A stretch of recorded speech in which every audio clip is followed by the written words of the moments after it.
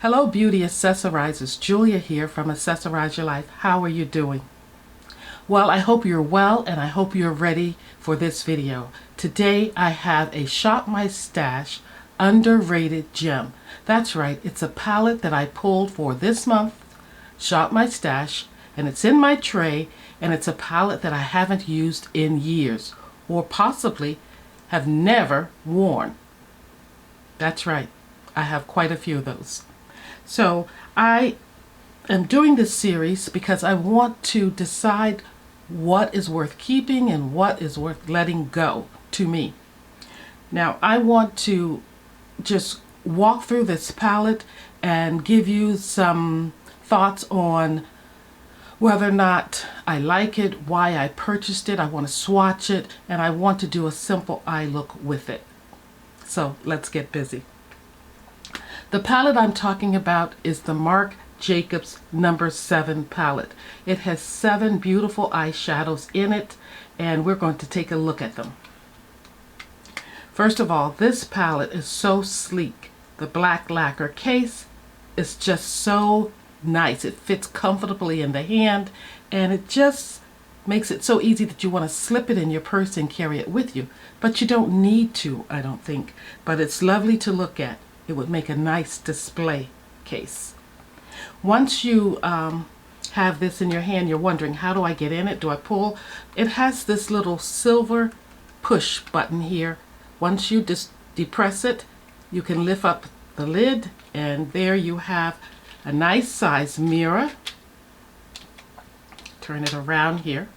You have a nice size mirror the length of the case, and you have this nice little sleek looking divider that protects your eyeshadows, and it has Marc Jacobs on it. Now these shadows do not have names, and we're just going to count them from 1 to 7. So here they are, 1 on this end to 7 on the other end. And I purchased this palette, I would say, around the time of 2013, 14, maybe even as late as 2015, because shortly after I purchased it, I think Marc Jacobs on the beauty realm went out of business. Of course, we still have the perfumes, the scents from Marc Jacobs with us. Now, I don't know exactly what attracted me to the palette. It could have been the color, it could have been the luster, I'm not sure. But this on the back says that it is a plush shadow. So all of these are plush and soft looking, I guess, and maybe that was what drew me into this palette at the time. We're going to take a closer look at these colors, and I will do a swatch of each of them and also an eye look using a few of these, and then I can kind of get my thoughts together between now and the end of the month as to whether or not this is something that will stay in my collection. So let's get started. Glasses on. I have made some notes about each of these colors in the palette. So like I said, I'm going to start down on this end and work towards the other end. And here we go. I have a piece of paper here with some eye makeup remover so that I can clean my fingers. So the first color is a cool tone taupe with a frosty finish. Let's put it right here.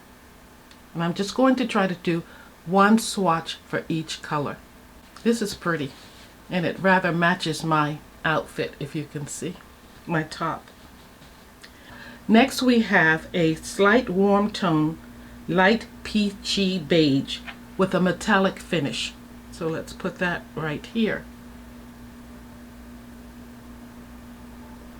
Nice. The third shade is a warm toned dark brown with a frosty finish. Let's put it right here. And I find that the light catches it, so maybe it's a little metallic too. Give a little bit more towards the end of it so you can see it a little better. Just trying to do just one swatch. That's pretty. The fourth shade is a warm toned medium dark copper. It leans a little orange and it's really creamy feeling. Really nice feel to it. The fifth color in the pan doesn't look like what it's called. We're gonna go right here. So this is a warm tone medium gold, but it's not brassy, yet it's metallic, and it has a tendency to lean sort of chartreuse to me, like a greenish gold in my opinion. Now the sixth color, let me get my fingers clean, next to the last color is a very cool tone yet light frosty silver. To me it looks light blue, and that's what I thought it was when I saw it in the pan when I opened up this palette the other day. And it made me think of the Chanel holiday collection. And I mean, this is intense. Look at that. It won't even come off my finger. So it made me think of the 2025 Chanel holiday collection. I think the palette is the one where you have the light blue, the purple. It's like a starlit palette or something, astral palette. And finally, we have number 7. Now this is a slightly cool toned metallic brown, believe it or not, with silver specks. We can put a little more on here, pull it this way. So look at those colors. Now I have to ask myself, and I did, I literally asked myself, why is this palette underrated and why is it a gem? Let's clean my fingers so I don't make a mess. So I listed a few things here. Underrated because it's frosty, but it's a gem because it has underlying sheen and metallics to it. Underrated because the story color to me is so light. It's so light for my eyes. But it's a gem because it's colorful. Underrated because it emphasizes the texture, I believe, on my eyes. But it's a gem because it's basically a warm toned palette, believe it or not. There are a couple of cools in there, but it's basically a warm toned palette. Underrated because I was clueless as what to do with these colors, how to optimize them on my eyes. But yet, it's a gem because it's so smooth and because Marc Jacobs rather, has a reputation for being a terrific designer. And also, it's a gem because it has sentimental values to me, and it has a really stinking cute case. So yeah, therein is my dilemma. So I'm going to decide from today, on for the rest of this month, whether or not this palette, or whether or not I'll give myself the permission to keep it or to let it go, being that it's kind of frosty metallic. So let's get into my look. So already on my eyes, I took this palette from Charlotte Tilbury that is the Desert Haze palette that is rather underrated, underused as well. I use it, I'd say, a little more than I have the Marc Jacobs. I've actually used this palette, but I did put some of it on the outer corner and along the lash line, the movable lid. I've already kind of set my face up for foundation. Today I will be using the Burberry foundation. What I think I want to do is use the eyeshadows first from the Marc Jacobs palette, number 7, and then use my foundation because I think there may be some fallout with this palette. I have pulled my Sephora brushes. These brushes are perfect for small or hooded eyelids, so I will be using these. And like I said, I already went in with a little brown. You can barely tell it's there, but I think these shadows need a base. What I want to do is start with that beautiful brown, and I'm going to lay it down, possibly right over here inside the other brown that I laid down from Charlotte Tilbury's palette. And that's what I think this palette, in my opinion, for me, needs to be. It needs to be an accessory to other palettes. Now, whether or not the formula has held up and I can continue to use it, since this is about 13 years old, I don't know. I'll have to kind of decide on that. That's pretty. I love this brown because it brings a little light to my eyelids.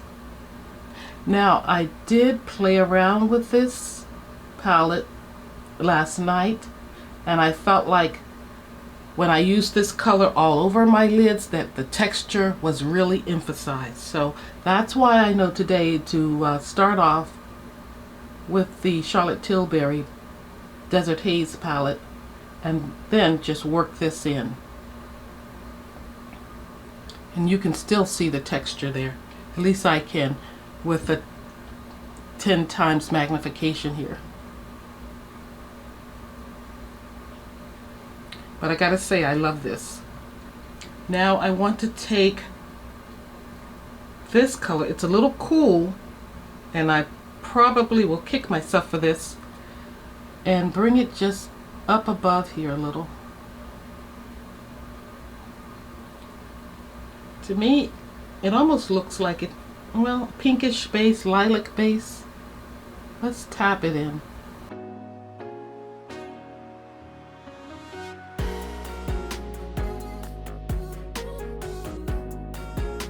And now the question is what to use next.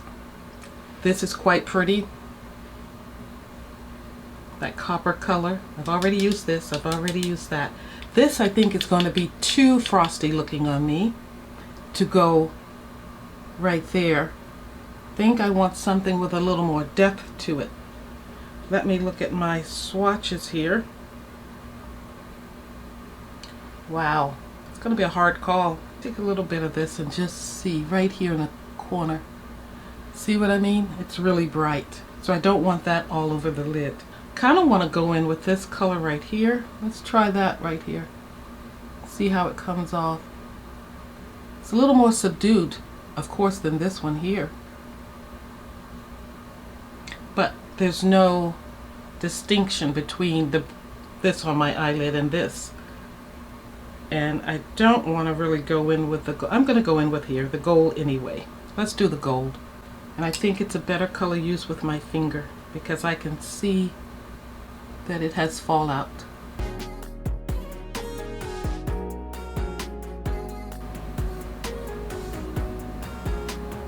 They play well with each other. They don't lose impact when they are smoothed out. I can see the separation of colors there. Alrighty, I want to go in with a liner and do some mascara, put on my foundation, and I'll come back and we'll finish this video up. Don't go away. Okay, my friends, I'm finished with the look using the Marc Jacobs 204, the Starlit palette. It is a beautiful palette, I feel. It is exceptionally metallic and frosty.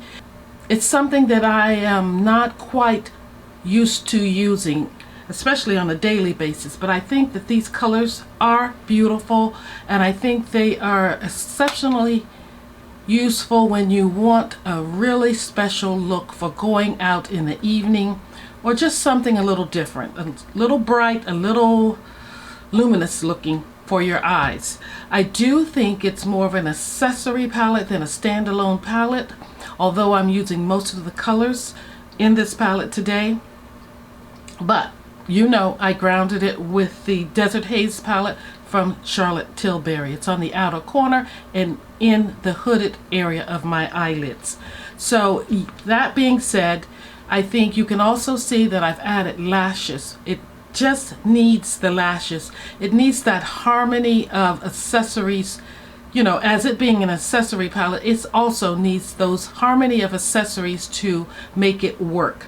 And I feel like I accomplished that with the lashes, with the Desert Haze palette, mascara and black liner from Tom Ford, and from not Ardell, the lashes are Ardell, but from Armani. So that's what I had to do to get this pulled together as it is, and I am pleased with it. I also went in with my Burberry foundation. This is definitely a keeper winner. I love it, and I think it is especially good to wear on occasions when you really want to look your best, pulled together with the skin. Not knocking my Lawless, because it's a great everyday foundation in my book.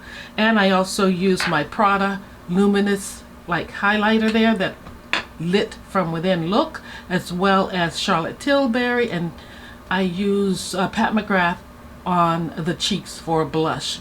Went in with Sicily and Clarins on the lips, along with Molasses to line my lips, and I'm very pleased overall with this look. So this Shop My Stash underrated gem is something worth keeping in my collection.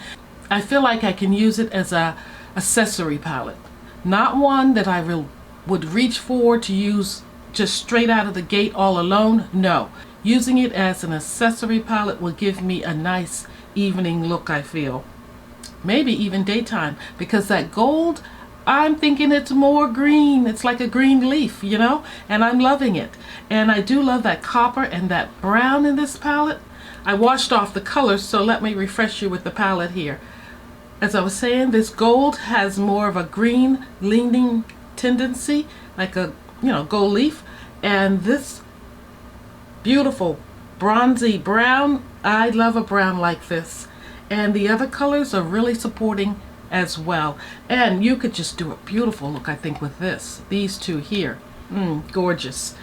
I feel like this silver here that leans a little blue, in my opinion, it reminds me so much of the Chanel 2025 holiday collection. That blue in that palette is so pretty, but it's a cool tone blue, and it's not worth me getting when I have this, that if I feel a need to have something like that, I can pull it right out of here. Well guys, this is it for today. Tell me what you think of this 204, the Starlit palette from Marc Jacobs. Coty maybe taking over and bringing this palette out. It's supposed to come out in 2025. We only have a month and a half. What are you guys doing? Bring this palette out so we can just have a fresh iteration of it. I would like that. Guys, stay well, take care. Thank you for tuning in to this Shop My Stash underrated gems. And this one is just that, underrated and underused. But we're going to change that. So long.